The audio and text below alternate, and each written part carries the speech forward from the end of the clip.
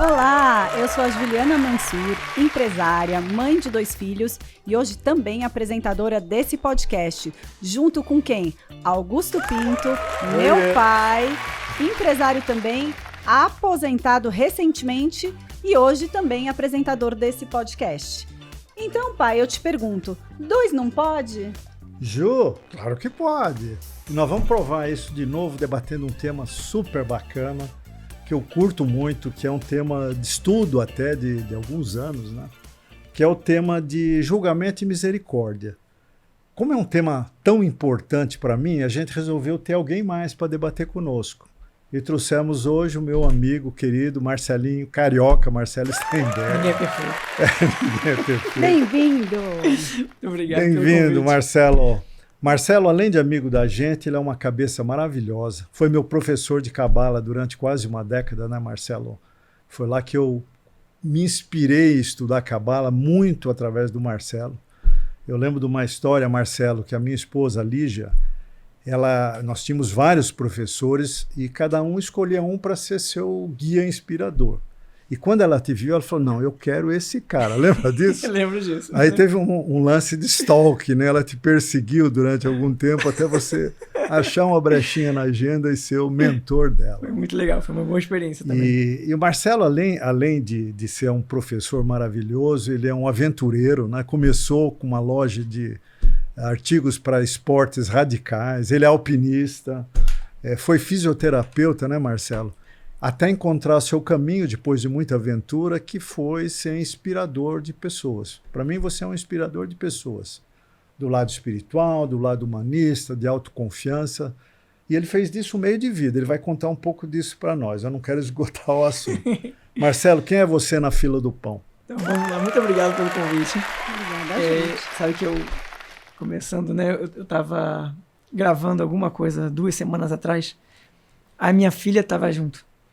Aí eu estava me apresentando e ela falou, mas papai, você não é só isso. Aí eu falei, mas filha, como é que você apresentaria o papai? Ela falou, a pessoa que traz alegria para o mundo. Olha, legal. Então acho que é a melhor definição, né, que eu acho que a alegria é uma das consequências, né, de como quando você está com você mesmo. Então o Marcelo hoje ele é pai, ele é marido, ele faz um bando de coisa. Em termos profissionais, eu continuo dando aula da espiritualidade da Cabala. Eu hoje em dia também dou aula no mundo corporativo sobre inteligência espiritual, que é um passo um pouquinho mais profundo do que é chamado inteligência emocional, que obviamente não tem nenhuma relação com religião diretamente, além de dar meus pulos por aí, fazer meus retiros, minhas imersões, continuar os meus esportes, fazendo tudo que eu gosto de fazer aqui, é inspirar pessoas e viver também tudo aquilo que eu falo, que eu gosto muito também de encontrar esse caminho dentro, né, para eu transmitir isso para fora. Isso é um pouquinho de mim. Não tem nada melhor que inspirar pessoas, né? Aí eu adoro. Vamos começar nosso Pega-Fogo? Vamos. Para começar, Marcelo, fala pra gente qual é a sua definição de julgamento e misericórdia, aí a gente entra mais a fundo em cada um deles. Primeiro, assim, eu acho que julgamento e misericórdia é farinha do mesmo saco. E é só, na verdade, uma questão de percepção sobre uma mesma situação. No geral, acho que as pessoas percebem julgamento como uma coisa ruim, como uma coisa negativa, como uma coisa incômoda, como uma coisa desagradável, e talvez não seja. E, no geral, as pessoas percebem ou sentem o ato misericordioso como aquele momento de estar pertencente, carinho, abraçado, e está tudo bem, eu me sinto abençoado, me sinto protegido, mas eu não tenho certeza que é só isso. Na verdade, eu acho que é bem mais que isso, né? Até porque numa mesma situação você sempre vai ter os 2 lados da moeda e dependendo do lado que você olha, vai ser uma coisa ou outra coisa. Eu não sei se é tão extremo assim uma coisa da outra. Eu acho que são muito similares, na verdade. É isso, aí você me surpreendeu. Eu não enxergo essa similaridade toda. Então, vamos lá. Vamos por partes. Julgamento. O que é julgamento? O que é julgar? Porque assim, eu até tive essa discussão com ele, né? Conversando um pouco disso, a gente trocou essa ideia. Eu tenho aquele olhar mais do julgamento como aquela coisa que a pessoa acusa, ela não tá ali no seu calçado, ela não vive a sua vida, ela não tem, você não sente como ela, e a pessoa acha que pode dizer se é certo ou errado. É isso, julgamento? Ou isso também? Isso também é julgamento, mas para mim... Mas esse é o ruim. Esse é o julgamento ruim, né? Porque a pessoa, de alguma forma, ela tá pegando a percepção dela sobre a vida É um finger point, né? E tá falando, você tá fazendo errado. Mas será mesmo que ela tá fazendo errado? Será mesmo que ela conhece toda a história? Claro. Será que ela consegue enxergar o cenário todo até para falar certo ou errado? Ou será que é errado no olhar dela? Tem coisas que são absolutamente erradas, né? E aí eu acho que o absoluto, né, como matar alguém, roubar alguém, gritar com alguém, são coisas que são absolutamente uma forma de julgamento. Mas tem coisas que, na verdade, a maior parte da vida é muito mais sutil. Né? É o dia a dia, como você interage, as escolhas que você faz, para que lado você quer ir, qual caminho que você quer, e tudo passa por esse caminho de pensamento, né? Que é a forma como eu penso, eu vou sentir, e a forma como eu vou sentir, eu vou acabar agindo. E uma coisa vai levando a outra.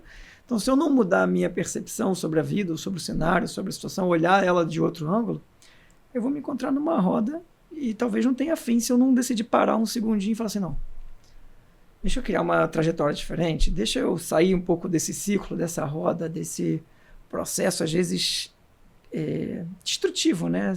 Claro. Que engole a gente e acaba com a gente. E não precisa ser assim.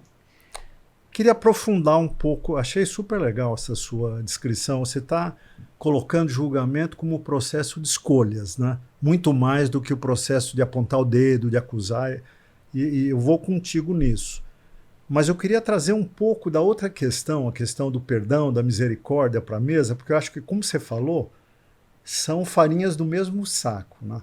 Então eu lembro das aulas de Cabala que eu tive com você, onde você nos explicava, gente, a nossa vida o tempo todo é um pêndulo entre você perdoar e você julgar. E à medida em que você se aproxima do caminho do meio, que é o equilíbrio, aí está a verdadeira evolução. Então a pergunta que eu queria, aprofundando o tema aí com você, é o seguinte: esse pêndulo entre você o tempo todo tendo que perdoar e julgar, e à medida que você se aproxima do caminho do meio, você tem misericórdia, como é esse processo de busca do equilíbrio nessa gangorra entre perdoar e julgar? A busca ou a trajetória é sempre o caminho mais desconfortável, né? Chegar nele é maravilhoso. Mas eu vou contar uma historinha que eu acho que vai ilustrar parte do que a gente está falando. Em 2021, minha esposa tinha que passar por uma cirurgia. Ela estava passando por um dos desafios dela da vida. E são esses desafios que eu enxergo como certos momentos de julgamento da vida, né? Ou seja, situações desconfortáveis. A gente foi para o Rio de Janeiro, a cirurgia foi lá no Rio de Janeiro. Bom, teve complicações, mas no final ficou tudo bem, só que ela ficou lá se recuperando. E eu voltei, era ainda o meio da pandemia, eu voltei de carro com as crianças. Em algum momento as crianças dormiram, eu estava no carro, e aí eu não vou mentir para vocês, né? Tava duro naquele momento, meu pensamento estava indo para todos os lugares, e aí eu aproveitei e desliguei aquela música de criança, sabe? A galinha pintadinha, esse negócio todo. Mariana contando. Bem. Quem não passou por isso? Não? E aí eu desliguei a música, um pouco de silêncio, e assim eu comecei a discutir com a vida, né? Em voz alta. Eu tenho certeza que foi em voz alta, porque depois a Leia, que é minha filha, veio me perguntar certas coisas, o que eu estava falando, e ela estava dormindo, mas meio acordada, e eu não percebi. E aí eu estava xingando em voz alta, falando, meio discutindo com a vida de uma forma geral. Bom, eles acordaram mesmo, e aí logo depois eu cheguei ali na Carvalho Pinto, né? Vim do Rio de Janeiro, estrada Carvalho Pinto, faltava mais ou menos 2 horas para chegar em casa. Eu entrei na Carvalho Pinto, o carro fez um barulho enorme, gigantesco. Falei, fui pro acostamento. Parei o carro no acostamento. Saí do carro, né? Olhei, porque foi um barulho tão grande. Olhei na estrada, olhei embaixo do carro. Nada. Falei, não é possível. Eu ouvi um barulho. Aí entrei no carro, dei uma aceleradinha, o carro acelerou, mas ainda, sabe quando você sente que não tá muito bom? Aí eu freiei, o carro freou. Falei, bom, não vou ficar parado na estrada com 2 crianças. Acelerou, freou. Eu vou devagarzinho, mas eu vou até em casa. Fui devagarzinho, demorou muito tempo esse pedaço da estrada, mas cheguei em casa, dia seguinte, levei as crianças na escola, voltei, peguei o carro e levei para a oficina. Cheguei na oficina, o mecânico falou assim, o que aconteceu com o seu carro? Eu falei, porra, não sei o que, um carro isso, fez barulho, não sei o que. Aí ele falou, mas da onde você veio? Conta um pouco. Eu tava vindo do Rio de Janeiro, não sei o que. Ele falou, tá, vamos levantar o carro. Aí ele levantou o carro, né, eu já tinha xingado todas. Aí já pensando em quanta grana isso ia acontecer, né, o que aconteceu. Aí o cara levanta o carro, a reação dele é a coisa mais incrível do mundo. A reação dele, ele olhou, assim, olhou de novo, aí ele chamou um outro mecânico que estava lá e falou, vem cá ver isso aqui. Eu não entendendo nada, né? Olhando pra ele, aí ele, vem cá. Aí chegou lá um mecânico grandão, fortão assim, fala, dirigiu o carro 2 horas assim, olha só isso. E eu tentando entender o que estava acontecendo. Aí esse cara entrou embaixo do carro, olhou assim e falou, o quê? Você dirigiu isso aqui 2 horas, 3 horas? Eu falei, mais ou menos. Aí ele, nessas palavras ele falou, eu não sei o que você está fazendo da sua vida, mas você é muito abençoado. Só continua fazendo o que você está fazendo que está tudo certo. Mas o que era? Agora, era algo que o carro não conseguiria ser dirigido 2 horas. Quebrou a barra de direção, a barra de apoio traseira com a suspensão. Um negócio de tragédia. E o interessante é, enquanto da minha percepção sobre a situação, eu tava, que merda, que saco, sei o quê, porque a vida tá me trazendo mais um negócio desse, então da minha percepção, pior coisa da vida, mesma situação, a situação é a mesma. Do outro lado, o cara assim, caraca, cara, sua vida tá perfeita. Né? Fico até emocionado. Tipo, sua vida tá perfeita. Né? Tipo, olha só, que incrível. E eu falei assim, essa é uma das maiores lições da vida, né? Então, assim, total. O que é julgamento, o que é misericórdia? A gente pode dizer que naquele momento você estava se julgando de uma forma errada e não estava tendo nenhuma misericórdia com você mesmo. Isso, e eu estava olhando... E o mundo estava sendo misericordioso com você. Exatamente, eu estava olhando assim a vida como injusta, porque mais uma coisa comigo, Deus, vida, universo, luz... Você estava olhando para um lugar, né? Você tinha perdido a amplitude. Esse cenáriozinho eu olhei... O entorno muda tudo. Muda. E aí, se você olhar para a mesma situação, de um outro ângulo, só uma outra perspectiva da mesma situação, lente, né? Você vai ver que é diferente. Vou emendar uma pergunta nisso, porque acho que você colocou um ponto aí interessante para um afluente do rio. Né? Qual é o pior julgamento? Aquele que a gente faz ou que os outros fazem da gente? Porque nesse exemplo que você deu, o seu julgamento foi pior do que o julgamento real da vida em relação muito pior. A você. Eu nem acho que a vida traz esse tipo de julgamento pra gente. Mas acho os que outros nos julgam. Eu acho que muito, sim, né? são os outros, né? Então, eu acho que tem 2 julgamentos que são muito ruins. É um que a gente julga a gente mesmo, sem nem sempre entender todas as nuances, ou até entender que nós somos seres limitados, e porque a gente é limitado, a gente tem uma percepção ainda limitada, e tá tudo bem, isso faz parte do processo natural de crescimento, desde que a gente busque entender e perguntar, e pedir ajuda, e se abrir. Só que quando a pessoa tem muito julgamento com ela, às vezes ela nem dá abertura ou oportunidade para ouvir outra opinião. Não, eu sou muito ruim, eu errei. E aí não se perdoa, né? E voltando lá para sua pergunta inicial daqui a pouco, né? Tipo, aí a pessoa não se perdoa, e ela não se perdoa, ela fica se escoteando todo dia por um erro que ela cometeu, e talvez o erro foi a melhor coisa que aconteceu com ela, necessário para levar ela para um ponto diferente. E o outro lado, obviamente, também é muito ruim, eu julgar outra pessoa. Quem sou eu para julgar outra pessoa? E a gente pode destruir também, e né, a gente Marcelo? destrói, né? Destrói você também. faz um julgamento, às vezes, um pai, né, com a melhor das intenções, julgando um filho que está em fase de formação. Às vezes você cria um trauma para a vida com o julgamento que você fez assim na boa. E eu vou te falar, no meu caso, eu tenho dificuldade de julgar as pessoas, que parece até positivo, mas eu acho que eu tenho uma dificuldade que chega às vezes até a ser negativa, porque eu acho que até nos casos extremos de sabemos que isso é errado, claro que eu sei que matar é errado, que roubar é errado, mas mesmo nesses casos extremos eu penso sempre assim, se eu fosse aquela pessoa com aquela carga espiritual, com aquela bagagem, com aquela vivência criada naquele formato, sentindo como ela sente, será que eu seria capaz de fazer diferente? Eu não tenho como dizer. Não tem como dizer. E aí eu pergunto pra você acha que chega um momento que eu me acho inapta a julgar, mas chega um momento que isso é quase negligente? É negligente, porque tem um julgamento que ele é saudável e que ele é importante no processo. Agora, depende de onde ele vem. Né? Então, por exemplo, eu olho para uma situação X, qualquer que esteja acontecendo, aprender a colocar limite numa situação, ou aprender a dizer não. É necessário. E tem muita gente que tem essa dificuldade de se expressar, de colocar um não, de colocar um chega. Isso também é julgamento, né? Então, claro. Mas é importante muitas vezes, vou colocar um não na sua vida. Não, aqui é o limite, aqui é a fronteira da minha vida, aqui eu não permito você cruzar. Aqui o seu espaço termina. Aqui acabou, aqui é o meu correto. Que também é uma forma de colocar assim, então o julgamento é uma forma de fim, é uma forma de assim, barreira, é uma forma de criar uma fronteira. Aqui, não. Né? E muitas vezes o não ajuda a pessoa a crescer. Claro. Né? Se a gente pensa, eu acho que o cenário mais fácil de entender isso é São com crianças, filhos, apesar de a gente levar isso para a vida. Adolescentes, daqui a pouco você... Não, mas desde pequeno. Desde pequeno, eles têm que ouvir o não. Faz parte. A primeira palavra do Bruno, meu filho, foi não. Agora, eu queria colocar uma pimentinha para os dois aí. Eu sou incendiário aqui da turma, viu, Marcelo? É possível julgar sem juízo de valor? Pode parecer um absurdo isso que eu estou falando, mas pensa num juiz. O juiz não faz. O juiz. Não deveria, né? Não, ele não faz. Não deveria. Ele não faz juízo de valor.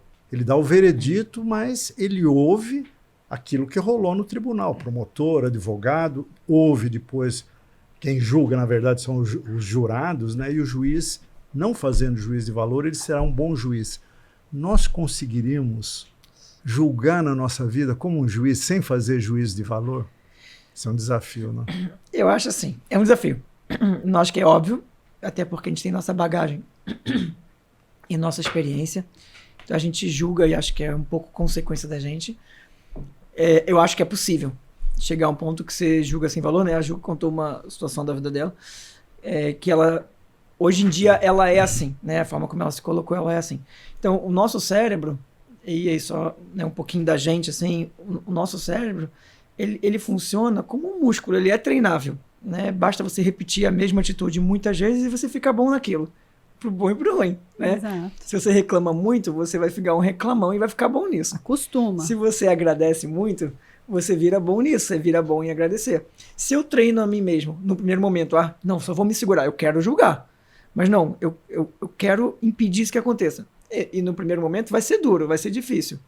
Mas vai melhorando com o tempo. Começa artificial e aos poucos vira natural. Que é igual um exercício, você começa o exercício, você não começa maravilhoso. Teatro é assim, né? Você começa guardando... canastrão. Exato. Você começa guardando o seu julgamento para você mesmo, sem compartilhar, já é um grande começo, não é? Maravilhoso, né? Tipo assim, você já engole seco, mas é só importante depois a pessoa cuidar daquilo, porque se ela só ficar engolindo, daqui a pouco ela vai adoecer. Mas geralmente quem tá julgando os outros gosta de contar, de falar, fulano fez isso, fulano fez aquilo, nunca é muito só ela com ela, né?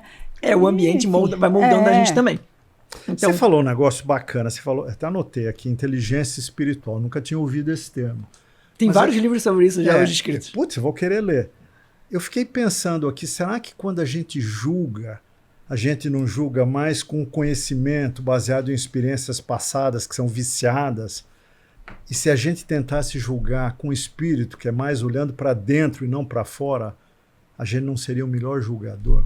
Posso dar em uma frase o que é inteligência espiritual? Conta. Então, tem um livro que abriu porta para mim sobre esse tema que eu fui estudar e hoje em dia eu aplico isso em treinamento. É um livro que o nome do livro é QS. A letra Q, a letra S, que é uma sigla em inglês, que na verdade é o quociente espiritual, né? Quociente espiritual. Assim como tem o QI, que é o quociente de inteligência, o QE, quociente emocional, tem hoje em dia se fala do QS, que é o quociente espiritual. E em uma frase assim, o que ela define, por pesquisa, né? O que é o quociente espiritual? O seu quociente espiritual, ou seja, a sua inteligência espiritual é inversamente proporcional ao tamanho do seu ego.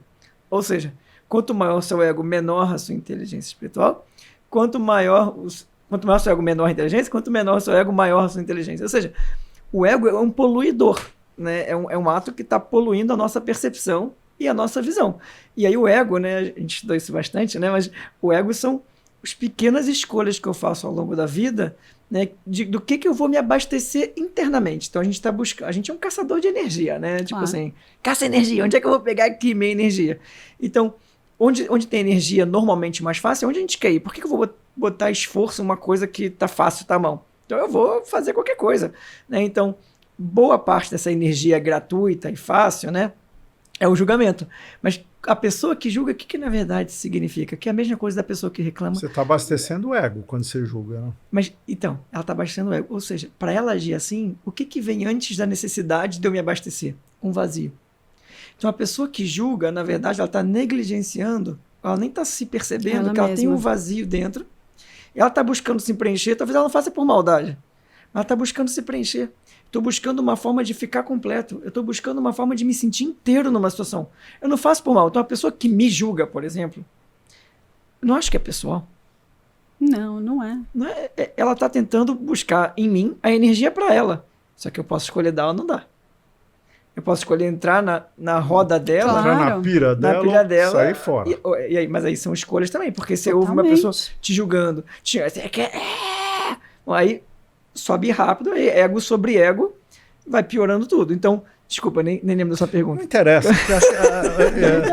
A gente faz esse monte de ficha aqui, no final a gente não olha nada, porque o papo vai... Não tem problema nenhum. Agora, indo um pouquinho para o lado da misericórdia, eu fui olhar no dicionário o que significava misericórdia. E eu me surpreendi percebendo que misericórdia, perdão e pena são sinônimos no dicionário. Eu não tinha essa visão, porque eu sinto de forma diferente. Se você quiser, eu até leio a definição do dicionário, mas não precisa, elas são sinônimos. Você vê dessa forma? Perdão, pena e misericórdia. Porque pena eu já vejo como uma coisa negativa. Pena já é o resultado piedade. do julgamento. Nossa, eu acho pena um sentimento ruim. Sabe qual é o desafio pra mim? Assim, às vezes eu converso na rua com algumas pessoas, amigos e tal, e às vezes eu sou o ET da roda, né? Porque, sei lá, já são, né? Eu estudo desde os 18 anos, coisas que lá atrás, especialmente, ninguém falava, ninguém estudava. Então, eu tenho um pensamento hoje, que eu não sou perfeito, né? Só pra deixar isso claro, mas eu tenho um pensamento, às vezes, um pouco diferente da maioria das pessoas, e às vezes eu sou o ET da roda, né? Então, às vezes eu prefiro até ficar quieto em algumas situações para não causar. Mas pena eu já acho que vem muito de uma posição de vítima da vida, né? Tipo, total. Como se eu fosse totalmente consequência da vida. Mas pena é energia, né, Marcelo? Se você sente pena de alguém, aquela pessoa energeticamente vai absorver vai isso. Vai absorver. E aí pena, tipo, tô na posição de vítima, mas eu acredito que eu sou 100% co-criador da minha história, pro bom e pro não bom. Então você disse assim, que a pena, ela é gerada pela pessoa que está sendo a vítima, e não por quem está sentindo.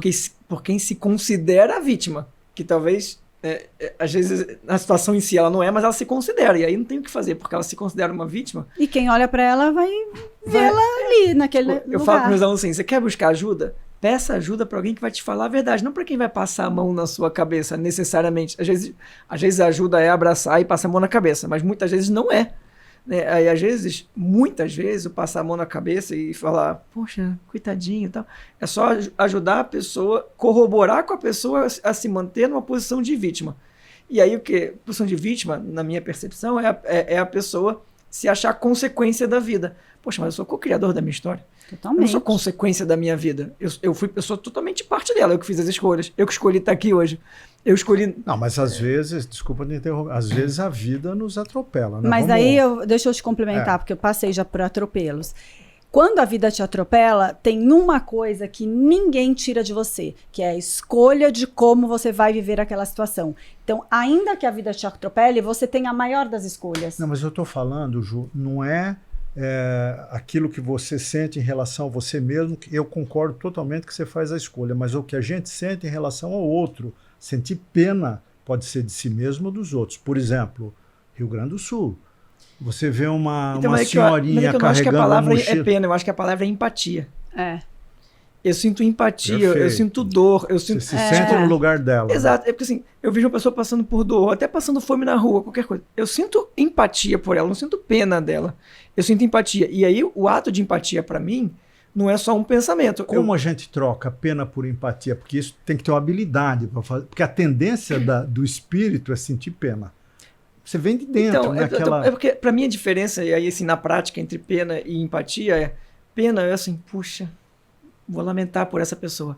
Empatia é, eu sinto a dor dela, então o que eu, dentro das minhas limitações e capacidade, eu posso fazer por ela? É dar um abraço? É comprar um lanche para a pessoa?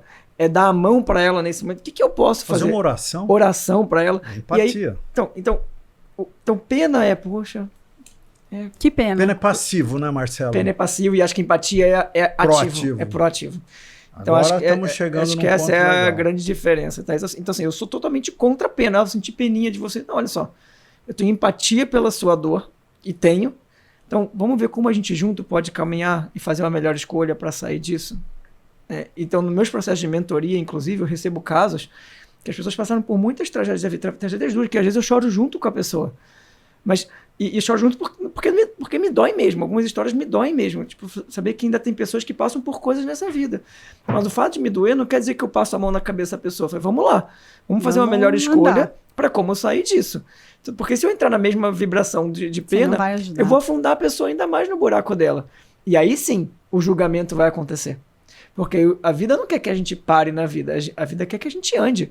E mesmo em situações mais adversas, é uma crença que o Marcelo tem, as mesmas situações mais adversas, eu acredito nisso, acontecem especialmente pra gente crescer, apesar da dor, apesar da perda, apesar da dureza que é a coisa, e eu tenho várias situações na minha vida, eu choro junto, eu choro muito, eu sou um cara muito emotivo, né? Já me emocionei contando a história. Tipo, eu sou um cara que choro muito, mas eu acho que na maioria das vezes, o meu choro vem para um lado assim, puxa, e tá doendo mesmo, sabe? Uns amigos, a gente tá aqui no meio da situação do Rio Grande do Sul, né? Então, tem uns amigos que organizaram de pegar o carro e ir pra lá, passar o final de semana e me chamaram. No impulso, eu falei, vamos embora. E vamos me organizar. Eu cheguei em casa de noite e falei, eu não consigo. Emocionalmente, eu não vou conseguir estar lá. Eu vou ir para algumas coisas que eu vou demorar... Talvez você possa ser útil de outras Exato. maneiras. Exato. E aí eu entendi que eu podia ajudar de outras maneiras. Eu tenho um conhecimento de muitas pessoas. Então eu vou trabalhar aqui conhecendo as pessoas, organizando doações para que eles levem. E eu falei para eles, eu não consigo. Emocionalmente eu não consigo entrar em contato com isso agora. Porque uma coisa é ouvir, é ver televisão. Outra coisa é estar lá no meio e ver aquelas cenas. E eu falei, eu não tenho capacidade emocional nesse momento. E também reconhecer meu limite. Posso ser melhor? Lógico que posso. Espero que da próxima vez esteja mais forte emocionalmente para conseguir interagir. Hoje... eu não consigo. Eu faço de outro jeito. Mas eu acho que assim, a situação das pessoas terem pena de você vai muito de como você está reagindo a essas situações adversas. Você pode estar despedaçado, chorando, mas a sua postura vai ditar um pouco se a pessoa vai sentir ou não ou pena. Empatia. Porque tem algumas posturas que não são dignas de pena, Os entendeu? dois lados estão passando energia, né? Isso não tem nada a ver com tá sofrendo ou não tá, né? Tem a ver com a forma que você quer reagir àquilo, você quer sair daquela situação de algum jeito. E é uma escolha. E apesar de escolha. Dura, e apesar de nem fácil, é muito mais Dificílimo. confortável ficar na posição de vítima. Vítima Ser vítima fácil, mas dói também, né? É um lado do ego. É totalmente egoísta. Você fica lá com você e com as pessoas que estão ao seu redor, que precisam de você, porque tem alguém que precisa de você, certeza. Você é importante. Eu acredito, eu costumo falar para as pessoas que se você está nessa vida, tem uma pessoa que acredita que você é fundamental. Deus. Pode ser que você não se considere, mas se você está aqui, Deus está olhando para você e fala assim, eu preciso de você. Tipo, não faz isso com você. O Deus está aqui falando assim, eu preciso, só se mexe, vamos lá, eu estou do seu lado, apesar de nem sempre estar do lado, com carinho, com abraço como a gente gostaria, mas está do lado de uma forma que vai fazer a gente se mover. A maioria das pessoas, não todo mundo, mas a maioria das pessoas só se movem com chute no traseiro.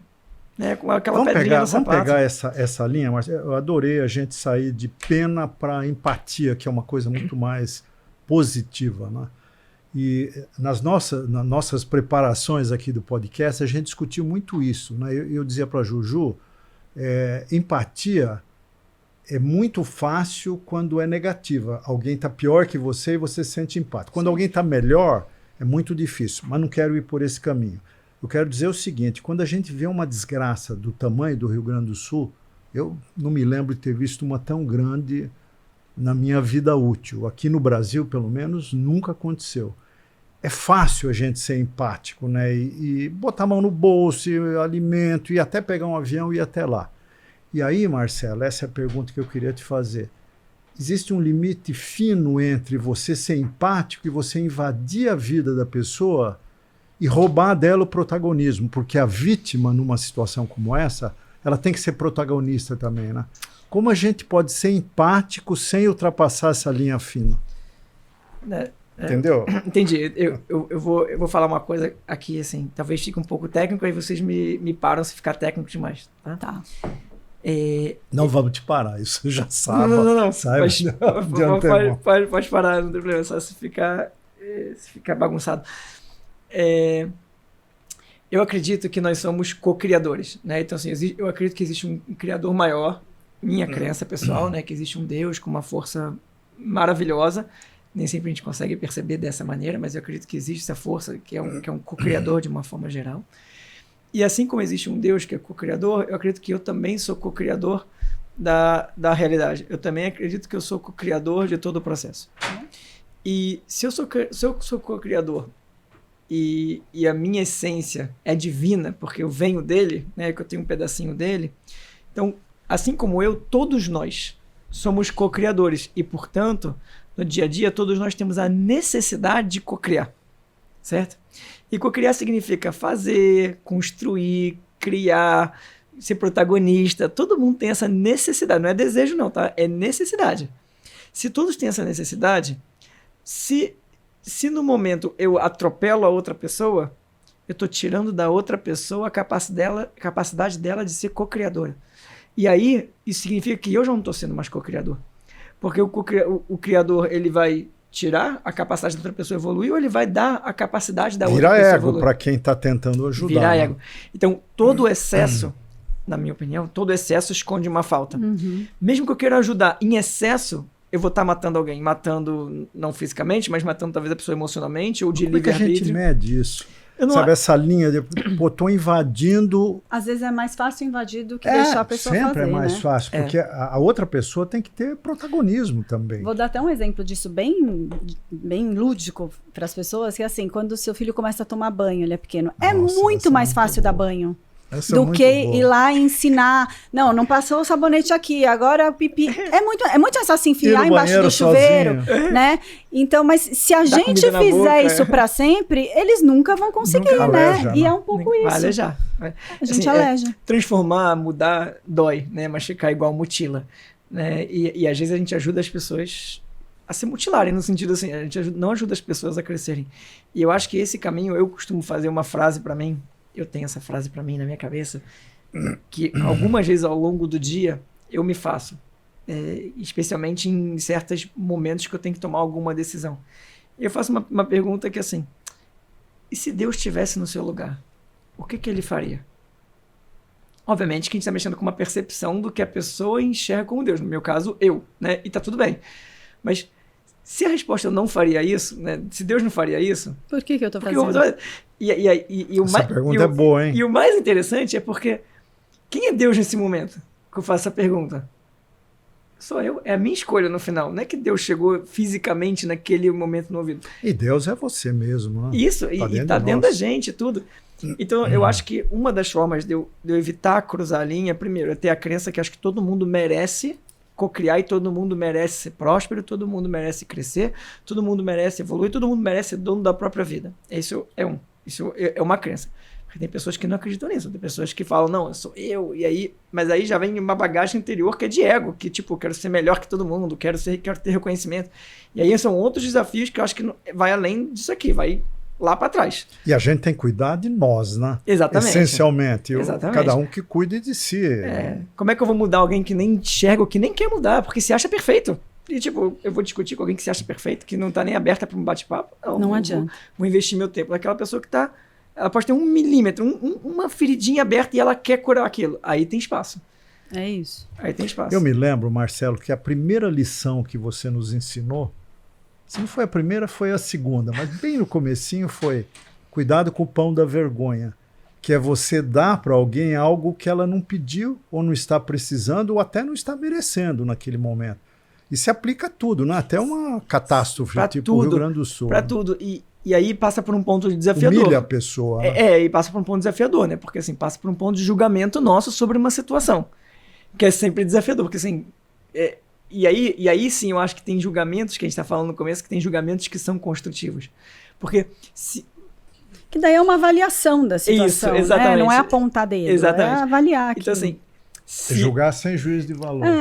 Aí, pronto.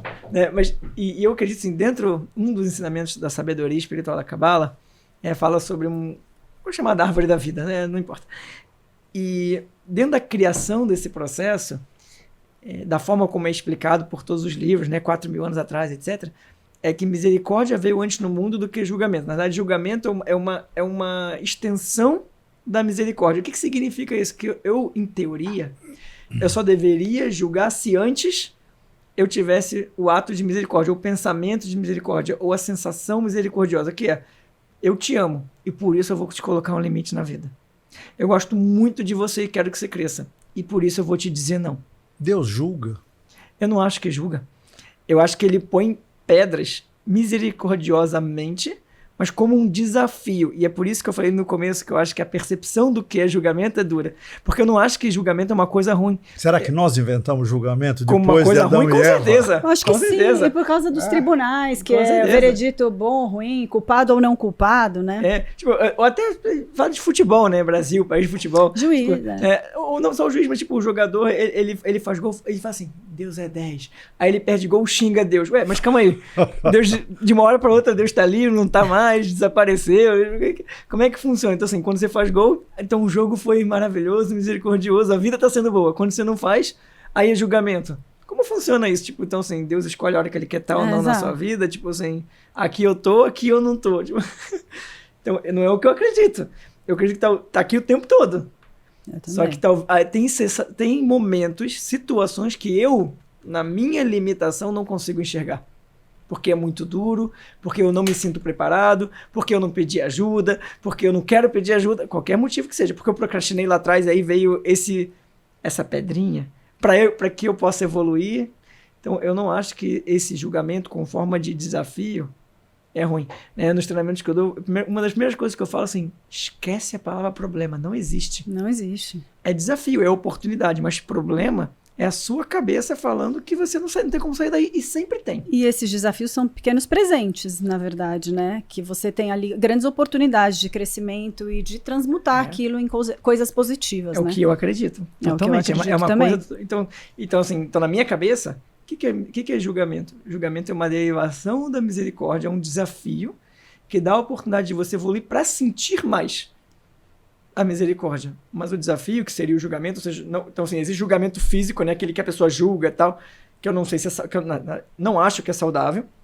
Ainda bem que eu não escolhi a carreira de juiz. Nossa, eu também, eu sou inapta para isso. Eu não ia ter capacidade de falar assim, você é culpado. Nem eu. Mas olha, o juiz não Mas julga. é importante. Em alguns casos ele julga, só quando é júri nós público. Temos muito, tem o o juiz Brasil que avalia é um juiz e fala, que tem viés. isso. Mas um juiz que você vê, aquele juiz de tribunal, de série de TV, estereótipo, ele não julga. Não, mas mesmo o juiz, que não importa, mesmo o coração dele, talvez ele mas julgue. mesmo isso é desafiador. Muito. Porque a pessoa ela tá treinando a si mesmo para olhar essas coisas. Isso é muito difícil. O julgamento encanta as pessoas, né? Você vê, nós estamos aqui discutindo um tema com dois vieses, o viés de perdão, o viés de julgamento. E nós falamos aqui, até agora, muito mais de julgamento do que de perdão. Vamos falar um pouco de perdão? Era isso que eu ia falar. O perdão entra onde? Ele vem o julgamento, a misericórdia, aí vem o perdão?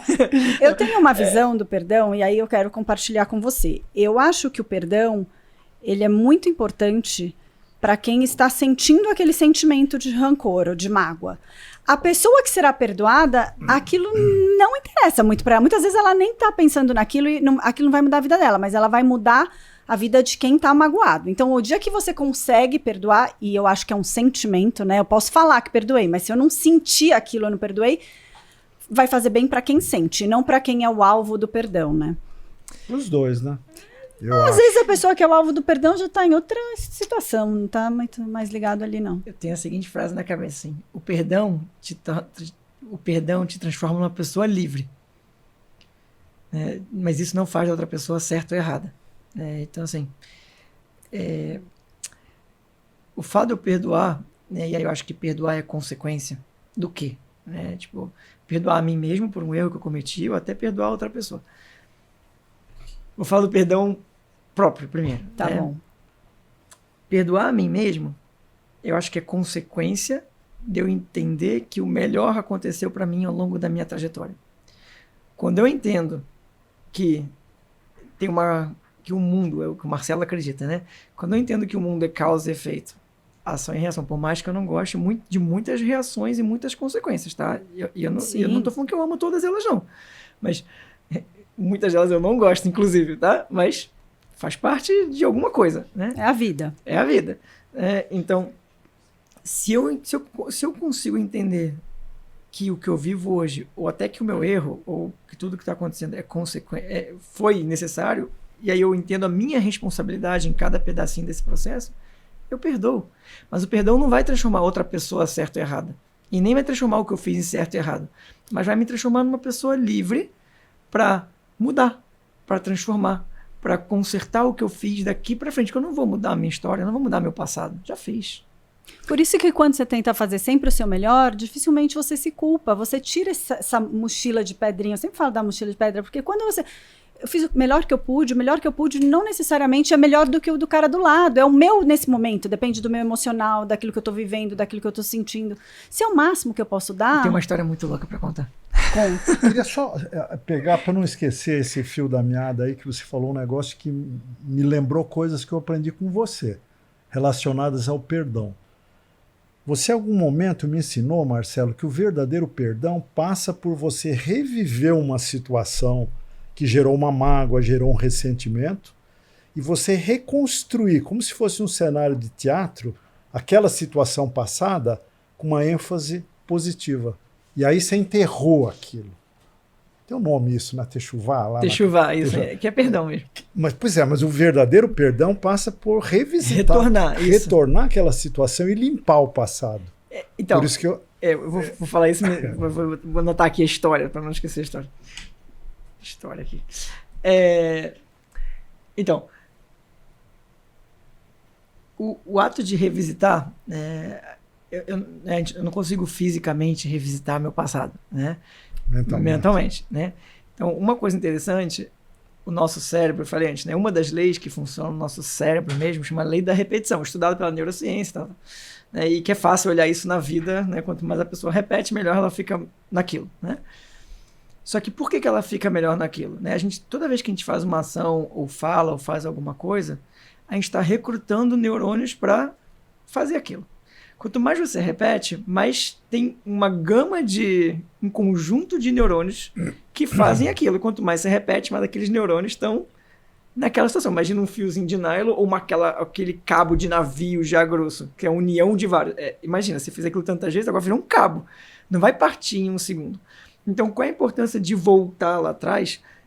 Dá pra gente a oportunidade de treinar o nosso cérebro a visualizar diferente, porque o nosso cérebro não entende, e isso é muito legal, não entende o que é real, o que é ilusão, ou imaginação, né? Se você fechar os olhos agora e se imaginar comendo limão, até careta você vai fazer.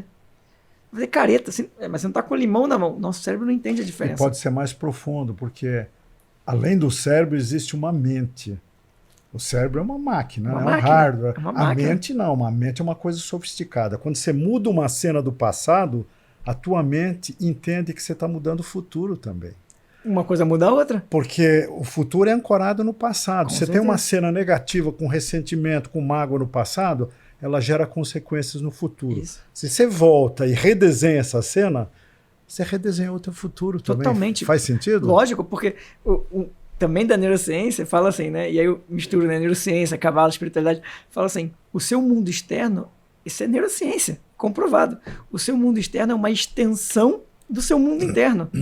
Se eu não cuidar do meu mundo interno, como é que eu vou mudar o meu mundo externo? Como é que eu quero ter um futuro melhor se eu não conseguir exatamente revisitar esses momentos e mudar lá atrás para fazer lá na frente?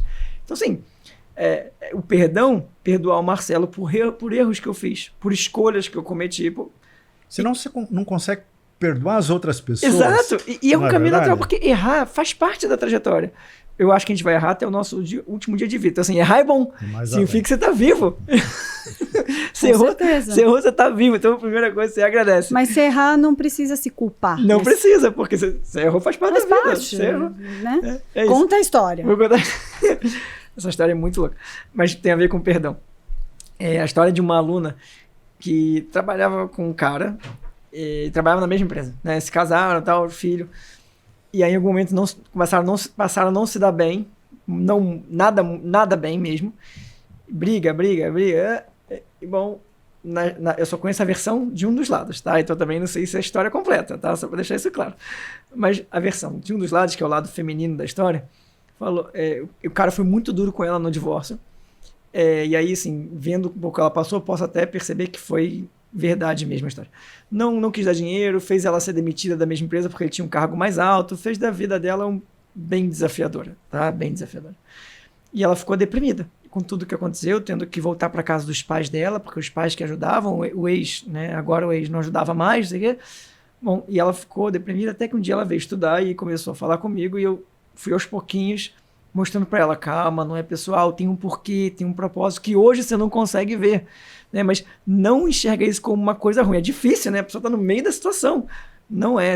Um dia você vai perceber, foi a melhor coisa que te aconteceu. E a pessoa assim, Marcelo, como isso pode ser? Eu falei, calma, você está no meio do olho do furacão, vai passar e você vai perceber que foi a melhor coisa que aconteceu. Só faz o que eu estou te ajudando aqui. Faz, passo a passo. Bom, a história vai, ela não conseguia se reposicionar. Eu falei para ela, tá tudo bem, diminui um pouquinho o seu cargo, diminui um pouquinho a sua pretensão salarial, que você vai começar a trabalhar. Hoje é mais importante você se mexer do que o salário, só se mexe. Bom, ela entendeu o que eu falei, começou a trabalhar numa empresa X.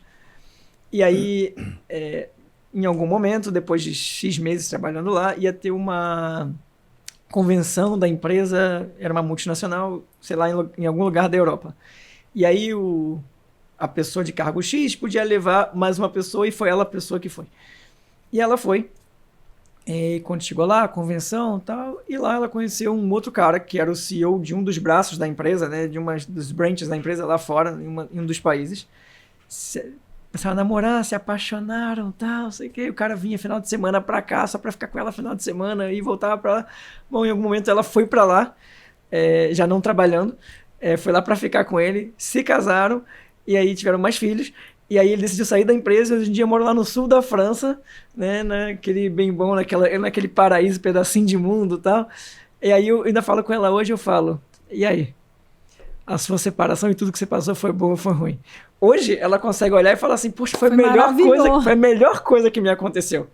Porque hoje toda a felicidade dela, que são os filhos, a pessoa que ama, o lugar que ela mora, todo o cenário é maravilhoso. Mas ela precisou passar por um vale muito duro para chegar de julgamento, para ela poder chegar onde ela está. E aí, só que hoje é fácil ela perdoar o ex. Porque hoje ela perdoa o ex, né? Fala assim, hoje eu perdoo ele, porque eu vejo o resultado. O desafio é na trajetória, porque também quanto mais rápido eu perdoo, mais rápido eu me liberto para poder chegar no lugar melhor. Fica leve, né, Marcelo? Fica leve. Então, perdoar não faz do outro certo ou errado, mas te transforma numa pessoa livre. Uma perguntinha ácida para você. A pessoa que perdoa e mantém ressentimento, ela perdoou? Não, acho que não. Vamos desenvolver, porque isso é 99%. Não, perdoar não é falar, eu perdoei, fulano, mas eu quero uma distância. Perdoar é quando você fica livre de qualquer coisa em relação àquela pessoa. Olha, na verdade, existem dois papéis. Como você falou, é co-working, né? Co-criação. É isso.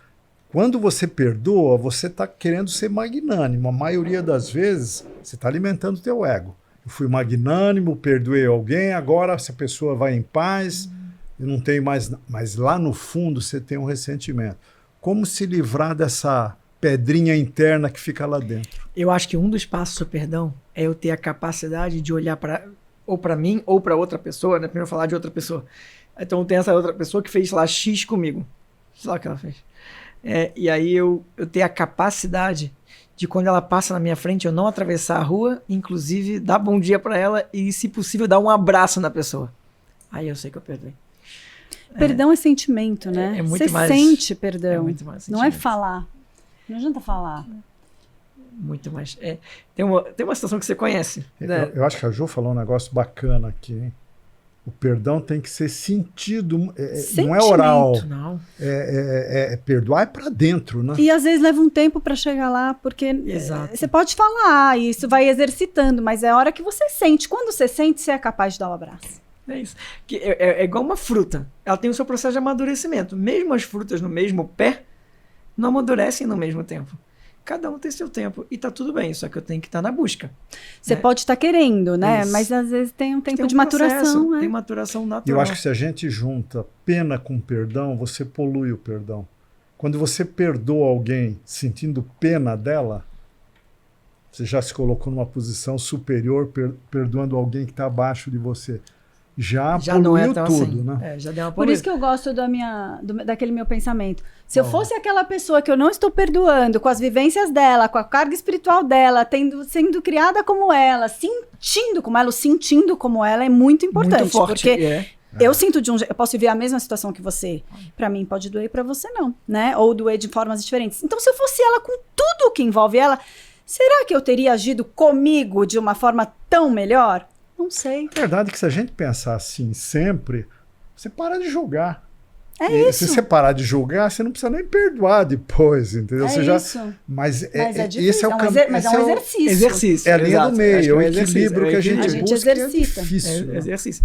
É o exercício de falar assim, não, calma aí, aconteceu, tudo bem, aconteceu pra mim, me incomoda, quer dizer que é meu, incomodo é meu, não é da outra pessoa, incomodo é meu, então assim, calma, respira. Se eu não posso agregar, se eu não posso ajudar, fico quieto, não vou fazer nada também. Então, assim, abraça a situação, acolhe a situação, né? Até a fruta amadurece mais rápido, assim, né? Se você ignorar a fruta, ela tem, na verdade, um processo mais demorado. Se você abraça, acolhe, ela amadurece mais rápido. Então, assim, acolhe a situação o máximo que você conseguir, pede ajuda se precisar. Hoje em dia tem tantos profissionais bons no mercado para te ajudar com esse processo de entender, de olhar a situação por outro viés, por outro ângulo, por uma outra percepção. Tem formas de você fazer exercícios diários para te ajudar nesse processo. Mas é treino. Só que como todo treino efetivo, vai ser desconfortável. Mas vai te levar para um lugar melhor. Ah, mas eu quero resultado, não quero passar pelo desconforto. E deixa eu trazer para uma coisa Já muito atual, que é assim, como é que você vê e como você acha que a gente pode lidar hoje com o maior julgamento que temos hoje, que é a internet, né? Hoje existe um julgamento público, um massacre público, que eu acho que é mais rigoroso do que até o julgamento, todos os outros que existiam, né? E é um julgamento que estão vendo uma fração daquilo que está acontecendo, né? Mas que podem destruir uma vida. Né? Que é juízo final, a lacração, concorda? Concordo total. Eu acho que esse julgamento externo que existe hoje, acho que tem dois lados sobre isso. Um que é bom, quer dizer, é ruim, mas é uma coisa que é bom, e o outro que é ruim porque é ruim mesmo. Uma das coisas que eu acho positiva nesse julgamento externo que existe das massas e tudo isso, é que de alguma forma faz as pessoas serem mais cuidadosas com aquilo que elas fazem ou deixam de fazer, com aquilo que elas falam ou deixam de falar. E só esse cuidado pode ser que leve a pessoa para um lado mais construtivo e positivo. Ou seja, eu não falo qualquer coisa a hora que eu quiser, de qualquer maneira. Pensa duas vezes, né? Pensa duas vezes. Ou se isola na sua bolha de todo mundo que pensa igual, que é o mais comum. Que é o mais comum, e isso é um outro perigo, né? Tipo, eu me isolo, então aqui eu tô na minha comunidade, todo mundo fala a mesma besteira ou a mesma coisa junto. E aí eu acho que todo mundo pensa igual a mim, que vai levar para um outro problema em algum momento. Então, isso eu acho ruim. Por outro lado, tem um lado ruim de julgamento, óbvio, mas vamos lembrar o que a gente já falou, né? Que é o que eu acredito. A pessoa que está lá do outro lado, ela está julgando porque ela tem uma dor dela, ela tem um vazio dela, e ela julga porque ela quer de alguma forma preencher o vazio dela. Então não é pessoal com você, né? Então você coloca lá um vídeo, um podcast, aí você vai ter 1 bilhão de comentário positivo e 2 comentários negativos. Aqueles comentários vão doer. Vão doer, pois é. Porque incomoda. Aí nós estamos falhando, né? Nós não estamos aproveitando bem esse julgamento. Exatamente. Né? Então, assim, para o criador de conteúdo, para quem fala na internet ou qualquer coisa parecida, a pessoa primeiro ela tem que estar segura do que ela está fazendo e estar bem. Com certeza. Né? E consciente, porque aí ela vai ficar menos afetada, ou de preferência não afetada, sobre as críticas que ela recebe ou deixa de receber, porque isso faz parte natural. Agradece, obrigado pela sua opinião. Obrigado por me dar tráfego. É verdade. Até porque as pessoas têm direito a ter uma opinião diferente da sua. Exato. Mas existe, às vezes, um massacre, né? Um massacre. Então, aí um massacre, ou vem nas pessoas que são mais viralizadas, né? Ou mais famosas, vamos chamar assim, que deveriam ter mais responsabilidade sobre o que falam ou deixam de falar, então tem um pouco mais cuidadoso. Mas também, se eu tô bem comigo mesmo e eu faço o que eu acredito que eu tenho que fazer, tipo... É isso. Goste ou não goste, né? Eu posso melhorar como ser humano? Sempre posso. Então, talvez eu não tenha sido perfeito e por isso eu recebi certos julgamentos, que não justificam o julgamento, mas tá bom. Então, obrigado por vocês me julgarem. Eu vou focar nisso para ser melhor ainda da próxima vez. Cara, a vida que segue, assume que você podia ser melhor. E tudo volta à questão de você se perdoar, né? Para você poder atuar melhor, até para encarar o julgamento dos outros. Né? Sabe que eu acho que tem uma palavra que ficou muito poluída, assim, ao longo dos anos, que é uma palavra chamada autoconhecimento. As pessoas, como se o autoconhecimento fosse uma... eu já me conheço. Eu já me conheço, não preciso, eu já me conheço, já sei que eu sou assim, né? Tipo, eu não preciso dessa ajuda porque eu já sei que eu sou assim. A pessoa que acha que não precisa de ajuda é provavelmente a pessoa que mais precisa. Então, isso é normalmente... O autoconhecimento nunca termina, né? Ele é infinito. Termina. Eu me conheço a minha parte boa, e nem sempre as pessoas param para ver essa parte boa. Eu também reconheço as minhas variáveis e vulnerabilidades para eu crescer com ela. Pensei numa coisa nesse momento, vou compartilhar com vocês. Eu acho que a gente devia falar autossentimento. Porque autoconhecimento, conhecimento é baseado em fatos. Sim. Fatos estão ligados à mente, ao cérebro, a experiências passadas. Não estão ligados à sua essência, que a essência não é pensada, a essência é sentida. Então, se em vez de a gente falar autoconhecimento, a gente falasse autossentimento, significaria que no momento que eu estou em dúvida entre julgar, eu deveria mergulhar mais para dentro do que para fora. Menos cérebro e mais interiorização. Lembra uma vez que a gente estudou uma coisa junto? Que você... Calma, que você me contou uma história. Você me contou uma história de um casal de Hollywood que não sei se foi um filme que você viu, que dentro de casa a mulher foi encontrada morta, e aí ele chamou a polícia encontrou sinais de assassinato. Deixa eu ver esse filme de novo. Parece legal o roteiro. E aí ele falou que não foi ele, né? Mas encontraram sinais, bom, tudo levava a que era ele. Eu vou contar a história que você me contou, que eu me lembro, tá? Pode ser que nem seja exatamente filme, assim, mas... E aí ele foi preso, mas ainda tendo processo de julgamento, e a princípio ele ia ter prisão perpétua. Então, no primeiro momento ele tinha muita rancor, raiva da situação e tudo isso. No segundo momento ele falou assim, poxa, tudo leva aqui que eu vou perder e que vão me culpar mesmo, por mais que ele falava que ele era inocente. E aí, então, ou seja, primeiro ele tinha a emoção, né? E aí ele se fechou, lutou, raiva, injustiça, tudo isso. Em algum momento ele racionalizou, e falou, não, tá bom. Então deixa eu começar a passar as coisas do meu nome para dos meus filhos, deixa eu começar a entender que eu vou ficar aqui pro resto da minha fases, vida. Né? Você está descrevendo a terceira fase. E aí racionalizou. Fase. E aí o terceiro momento dele foi assim, deixa eu espiritualizar esse momento. O que é o espiritualizar? Tirar proveito. Se eu estou passando por isso, porque em alguma coisa eu tive que passar por isso, com essa situação que tem hoje na minha vida, deixa eu crescer com ela. E aí você falou que ia ter um capítulo final, e eu não sei qual é o capítulo final, porque eu não vi. Vai ver uma série.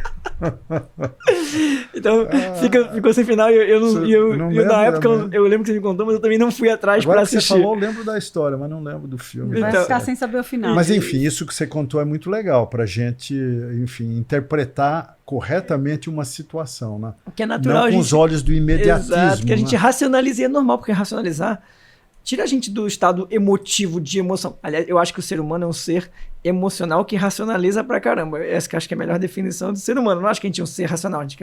Essa história tua, talvez a gente pudesse pensar assim, nós estamos sempre pensando num destino final e nunca na situação que você está vivendo naquele momento. Quando você pensa o destino final, às vezes você julga mal. Essa história que você contou da tua amiga que terminou um final feliz na Suíça e tal, talvez na cena 1 do filme ela quiser jogar a toalha. E o filme continua. Você tem que viver a vida na sua extensão. O que importa é só o trajeto, na verdade. Exatamente. A trajetória que está a riqueza do processo, né? Toda. Talvez você nem chegue no lugar que você imaginava e isso não vai fazer a mínima diferença. Muito mais como empresário e como ex-empresário, né? Empresário. Óbvio que você quer resultado na sua empresa, óbvio que você quer resultado na sua empresa, mas resultado é consequência. Se você não teve o resultado que você gostaria, você precisa mudar o processo, procedimento, qualquer coisa, né? Porque assim, se tudo é consequência. E quando a gente estava combinando de fazer esse podcast, ele falou, vai que dá certo. Eu falei, não, como assim? Eu não espero com nada vai que dá certo. Já deu certo. Porque para mim o dar certo é assim, decidimos fazer, vamos dividir momentos juntos, vamos compartilhar conhecimento, vamos tendo uma troca que uma situação trivial não nos traria. Então, tá tudo, já deu certo. Se daqui 6 meses a gente não fizer mais por qualquer razão, já deu certo, né? A Jo falou uma coisa muito legal quando a gente teve essa discussão. Se a gente mudar a vida de uma pessoa... Já valeu a pena. Já valeu a pena. É uma. É isso aí. Eu falo isso no retiro, né? Quando eu faço meus retiros de final de semana. Eu quero ir nesse seu retiro. Isso é um prazer. Você vai ter que passar frio. Ai, gente, esse é o que me embreca um pouco. Nada é obrigatório. E posso falar no último que a gente fez. Vamos junto. Tem gente que não queria, no final todo mundo foi e amou. É uma experiência. Tem um desafio, propósito, gente. na verdade. Tem um propósito, né? Mas, então, quando eu entender o propósito, eu vou Mas o que eu tava falando mesmo? Pois é. Esqueci. Gente, a pergunta era tua. Esqueci também. Esqueci, os 3 esqueceram, tudo bem. Mas enfim, né? Sobre o processo. Chamamos do processo? Que é o caminho, o trajeto, né? É lindo pelo processo de crescimento, né? Que a gente evoluiu. Que oportunidade, né? E recebeu tanto apoio, né? E a gente conseguiu enxergar no caminho quem estava realmente junto, quem não estava junto. Tal. E nessas situações, todas elas, pelo menos todas as que eu vi e vivi, sempre tem um entorno que tem muitas mãos ali estendidas para que você consiga passar por aquela situação. Só que às vezes a gente não enxerga muito imersos só no problema, né? Tem que olhar para fora. E quando você enxerga, cara, como você é amado nesses momentos, não é?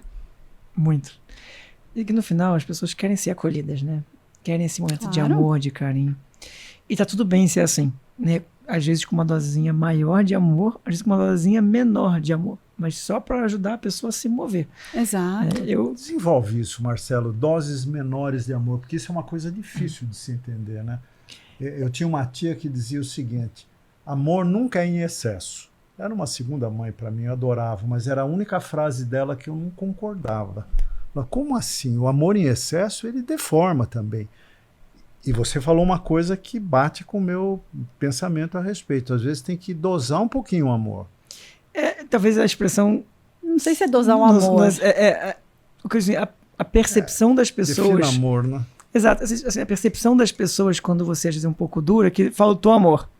Mas talvez tenha Seja o contrário. Talvez seja o contrário. Então, assim, nesse ponto, dessa maneira que dizer, tipo assim, tô sendo duro com você, te colocando um limite. Mas eu te amo tanto, por isso que eu tô fazendo isso com você. É isso. Eu acho que a sua tia Então, assim, era a mais... Não põe o limite porque amo demais, tudo pode. Não E sei. tem um desafio, porque tem que dizer não. Claro. É mais fácil dizer sim. Para algumas pessoas. Tem algumas pessoas que não. A Márcia, minha irmã, ela mencionou um grupo que eu nem sabia que existia, chamado Mulheres que Amaram Demais. Vira um problema. Sabe, excesso de amor, assim, numa relação marido e mulher. É que eu vou ilustrar com uma história, eu nem sei se eu já contei essa história. Nesse grupo dela, eu acho que cabe muito isso. É quando você... Eu acho que, uma vez, o meu filho caçula, ele era pequeno, tinha uns 8 anos, e a gente estava viajando, e ele falou assim: mamãe, quem você ama mais? Eu ou você? Eu olhei para ele e falei: eu, com certeza. Ele fez assim, doeu em mim falar isso. Ele fez assim: eu falei, porque se eu não me amar primeiro, eu não tenho capacidade de amar você e nem ninguém. E eu acho que nesse grupo entra um pouco isso. A hora que você vai para um relacionamento e aquela outra pessoa é tudo que te importa e você deixa de ter importância para você mesmo, não se sustenta, né? Não se É que sustenta. no perdão. Primeiro se perdoa para saber perdoar os outros. O meu filho tem uma coisa parecida, né? A gente tava no carro dirigindo, aí a gente tava brincando assim: quem ama o papai? Quem ama a mamãe? Quem ama a Leia? Quem ama a Ariel? Aí o meu filho falou assim: papai, mamãe, eu amo muito vocês, mas primeiro eu amo mais a mim mesmo. Eu fiquei tão feliz orgulho, quando eu né? falei. Não deu orgulho? Ele tinha Eu 5 anos quando ele falou isso. Eu falei: radiante. caraca, cara, que Ele maneiro aprendeu a isso. lição. Aprendeu a lição. Você sabe uma imagem que eu uso muito quando eu falo esse tipo de coisa para filho, agora não mais, né? Para netos agora, tal. Eu falei: ó, pensa na máscara de oxigênio no avião. É isso aí. Quando eles falam: olha, quando tiver uma emergência, primeiro põe você para você ajudar a pessoa do lado. Se você estiver destruído por dentro, você não ajuda ninguém. É isso. Vamos nos encaminhando para o final. Nossa, já? Já. Você vê o que é ter um convidado bacana, Com como o tempo. conteúdo maravilhoso. Precisa marcar o Marcelinho de novo. Marcelinho Sempre um vai prazer estar com muitas vocês. vezes. Obrigado pelo convite. Deixa Obrigado. uma mensagem final para gente, para nós Essa você me todos. pegou de surpresa. Mensagem final, assim, eu diria para as pessoas que a saída é para dentro. Então, se a gente quer ter Gostei. Sempre uma é. vida melhor fora, a gente precisa ter a coragem de enfrentar nossos bagulhos, medos, inseguranças para dentro, sabendo com certa astúcia, né? Pedir ajuda durante o trajeto, porque a gente pode mais do que a gente é hoje. A gente é mais do que a gente acha que a gente é. Então, que a gente seja corajoso o suficiente para mergulhar para um universo maravilhoso que está dentro da gente. E olhar para dentro é um aprendizado, né? Não, a gente tem que aprender como olhar, né? É um exercício. É um exercício. diário. Muito obrigada, Adorei. Marcelo. Bate Amamos aqui. a sua presença. Volte Obrigado muitas por vezes. voltar. Só convidar, sempre um prazer. Obrigada, pessoal. Tchau, gente. Beijo para vocês. Tchau.